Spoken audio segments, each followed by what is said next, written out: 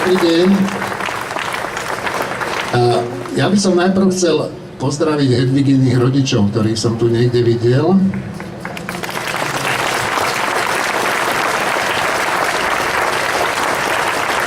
A chcel by som im povedať, že majú úžasnú dcéru, ktorá to všetko, čo tu 7 rokov sa na ňu valilo, vydržala.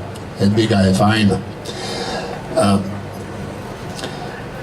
Ja sa niekedy pýtam sám seba, že v akej krajine to žijeme, keď vy idete do roboty alebo do školy a niekto príde, zbije vás, potom nejakí policajti to nejako divne vyšetria a potom predseda vlády s ministrom vnútra na nejakej divnej tlačovke povedia, že ste si to všetko vymysleli, mávajú tam s dôkazmi, klamú, až sa im z huby práši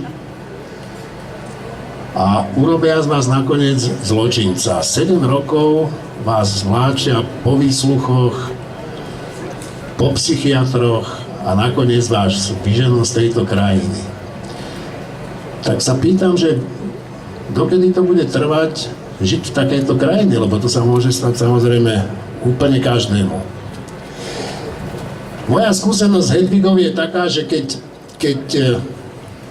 bola tá prvá tlačovka, tak ja som samozrejme na to kúkal a hovorím si, čo tá Maďarka si toto všetko vymyslela pre Boha živého. Však tu minister vnútra, predseda vlády, hovoria, ako ona tie obálky tam naslinila, jak klamala, ja neviem čo, proste, vy to všetci poznáte, ale potom mi to bolo také divné, že ten Kaliňák tam má to tričko, ktoré malo byť len v tom spise vyšetrovacom. Nikde inde, on tam manipuloval s tými dôkazmi. A národ, Slováci, nenávideli Hedvigu. Tá sa nemohla ani na ulici ukázať. Tak ja som sa rozhodol, že sa budem tomu prípadu venovať a nebudem to tu do detailov hovoriť, ale zistil som, že oni klamali. Tí dvaja muži klamali. A dnes namiesto toho,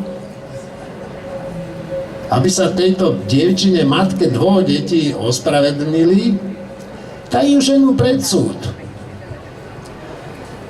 Títo dvaja muži reprezentujú chrapunské spôsoby tohoto štátu k svojim občanom.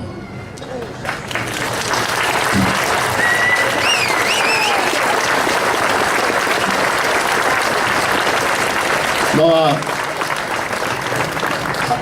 to je ten dôvod, pre ktorý som sem prišiel a chcel by som povedať, že Hedviga Malinová je úžasná žena a bude slobodná žena, bude šťastná žena a chrapuhni, ktorí sa snažili zničiť život, šťastní nebudú, ale my áno. Ďakujem vám.